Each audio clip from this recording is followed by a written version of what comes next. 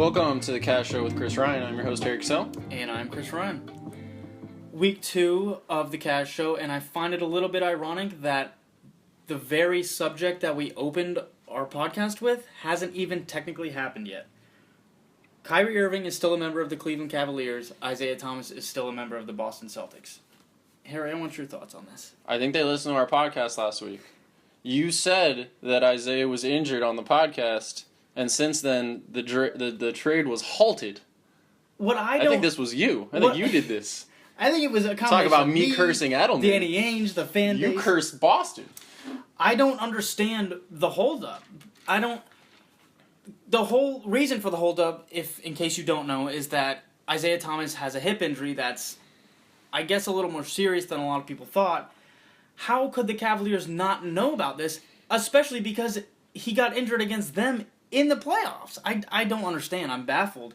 I think that either the Cavaliers front office is just in shambles, it doesn't know what they're doing, or they're just trying so hard to get more assets from the Celtics. I think what really happened is LeBron didn't like the trade. I think that's what happened. And then he went to the front office. He's like, no, try to get more. Well, LeBron runs that organization. I hate to say it, but the Celtics aren't going to give up. Do they still not have a GM? Yep. That might be part of the problem. Anyways, we're not going to force. I don't personally like to force basketball topics. I feel the same way during basketball season when there's no football going on. Like, I don't like to talk about, the mega deals and stuff like that. So I'm going to talk about the mega deal that happened in football. So Matt Stafford got severely overpaid with $130 million, including $92 million guaranteed, making him the highest paid NFL player ever. So, Matt Stafford checklist. He has signed the fattest contract in NFL history. You know what he hasn't done? Won a playoff game. Facts. I think it's ridiculous. The way they pay quarterbacks in the NFL absolutely blows my mind. Carson Palmer is 4th on that list. And if that bothers you, he was 3rd a week ago. He was 3rd 2 days ago. The last 2 NFL MVPs, Matt Ryan and Cam Newton, and the Super Bowl MVP, which I understand why Tom Brady isn't one of the highest paid players. It's his choice. But but his choice is to bring in players like Brandon Cooks. Like you say, he's gonna get 5 rings, and Matt Stafford gets $130 million. I just think it's an interesting tidbit that the last 2 NFL MVPs and last year's Super Bowl MVP don't even sniff the top 10. Yeah, but he's Stafford's Carmelo Anthony. Stafford is Carmelo. He's always going to be Carmelo Anthony. He can't do it against good teams. Can't do it in the postseason.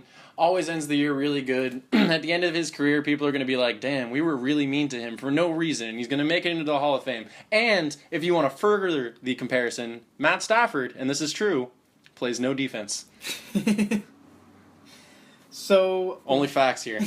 So one of the prominent players on the New England Patriots got injured this past week, and I completely blame my co-host for this happening. You should not blame your co-host. You should blame God. Harry sits down. I make prayers to God about injuring Patriots players. If you hate me, take it up with the big man upstairs. The big man says, all right, well, I'm not going to appease Harry completely and give him... Are you talking for God? But what I am... The Kas Show with Jesus Christ. Yes, I'm going to take away his biggest target, his most important target. I'm not completely worried. I'm a little bit worried at the beginning of the season. Why? Do you have another white person? There's always another lacrosse-playing white person to pick him up. But Brady knows on 3rd down, he's got to find number 11. I watched it in the playoffs last year. It was incredible. Did you know... What number did Wes Welker wear? Did you know that Julian Edelman leads the NFL in first downs in the playoffs since 2009? Whenever Brady's in trouble on 3rd down, he finds him. Super Bowl hero. He finds him. He finds a way to get it done. I'm honestly crushed that he's injured, but I'm hoping the other white boys on the team can get it done. Hogan, Amendola. We'll see. About more fantasy news, I just want to make a quick note because I'm in fantasy leagues with Dolphins fans because I'm a Dolphin fan and I grew up around Dolphin fans, and we're delusional. And it sucks because I never get Dolphins fans on any of my fantasy teams because I try to think as logically as possible, and I don't things like, I swear to God, draft Landry in the 1st round, which happened last year. So I'm just going to make, I don't know, maybe just a warning to all of my fellow Dolphins fans. And if you're a fan of any franchise, just try to think logically and don't just draft a guy in the first round because you can. I think that they're around the running back 5 position. There's a lot of other people around there that might be better. And I feel like Ajayi is in the same category that Todd Gurley was in last year, where everyone was like, all they can do is run the ball. And then all of the defenses were like, all they're going to do is run the ball. Because if you know it as a fantasy fan, like, Bill Belichick knows it, I assure you. So just maybe draft someone else, and then maybe I can get JJ. All right. I don't have much to add, but I can definitely back him up on that. I can't remember if it was the year the Patriots went to the Super Bowl or the year after they lost the Super Bowl, the second Super Bowl to the Giants. I drafted Tom Brady, Wes Welker, and Gronkowski all on my team. All fairly good offensive weapons, very big names. I didn't even make the playoffs in my league. I think I had a losing record with those 3 players on my team. So draft with your head, not your heart. And then this was just a conversation that Chris and I were actually arguing about off wax. So I'm just going to bring it here. I'm actually not going to give you either of our picks. I'm just going to say it just like this. If you're in about the 4th or the 5th round, and you could pick one of these 3 guys, who would you pick? Lacey, Lynch, or Peterson? I feel like they're all in very similar positions, career-wise, and I just it's close. It's close. So we're gonna put that poll up at Kas Podcast, and you can go on Twitter and vote on it. I'll tell you personally 5 people that I would rather have than either of those 3. Dylan, and Dylan. Because I spit hot fire. Confirmed. So, a big fight happened this past weekend, and Harry doesn't care. I'm a little heated about it. I don't care. I watched the fight to say I watched the fight. All I saw on Twitter the next day was how Conor McGregor landed more punches on Floyd Mayweather than Manny Pacquiao did. No, I don't care. My thing is, he was an amateur boxer going up against one of the greatest to ever do it. I think Floyd was playing with him. He was trying to make it last longer so they can do a rematch. And I've been there, am I right? And charge $200 pay-per-view. So no. I don't buy it. I think Mayweather was toying with him. If he wanted to knock him out in 5 rounds, I think he could have done it. But Harry noticed something interesting with the seating arrangements. I'm not a boxing purist. I'm not going to sit up here in front and be like, oh, he did this many jabs with the left hand while Floyd had his hand down. I don't care. I'm just going to say my favorite things from the fight, and there were a couple things from the fight that were amazing. First of all, LeBron James showed up with J.R. Smith, his fellow teammate, and then proceeded to leave him. J.R. Smith sat way back, and then LeBron James took his seat, none other than behind Steve Harvey.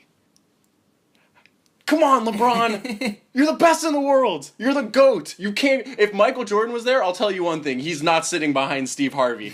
If you ever have a GOAT conversation and someone's like, oh, you know who's really good is LeBron, you should be like, yeah, but he sat behind Steve Harvey at a fight, so not the GOAT in my book. How did LeBron not buy his boy JR a ticket? I think that was messed up. I think this is the beginning of the disintegration of the Cleveland Cavaliers. I feel like the formation of the Cleveland Cavaliers was the beginning of the deterioration of the Cleveland Cavaliers. My second favorite thing that happened is Dick Vitale couldn't get the fight. He couldn't. He was trying, and he took pictures of himself with a blacked out television, and he tweeted this whole rant. This is from his Twitter page. Trust me, at Frontier Corp, you will not hear the end of this. And then in all caps, no way to treat customers. And then 2 hours trying to get them on the phone. My whole fight party is upset, ! And he was heated. And the whole time that I was reading all of these tweets, the only thing I could think is, why aren't you there? Why aren't you at the fight? J.R. Smith is at that fight. He calls games for a living. If LeBron James is sitting behind Steve Harvey, you know everything's messed up. So maybe that's why he didn't go. And then the second question that we're going to put on the poll, second question as a podcast, if Dick Vitale was there, where would he be sitting? Would he sit behind J.R. Smith? In between J.R. Smith and LeBron James? In the same row as LeBron James? Or you think he'll get those... The Harvey treatment. The Harvey treatment. Those GOAT seats. Tweet us at Kas Podcast. That about wraps it up for week 2. Spit hot fire!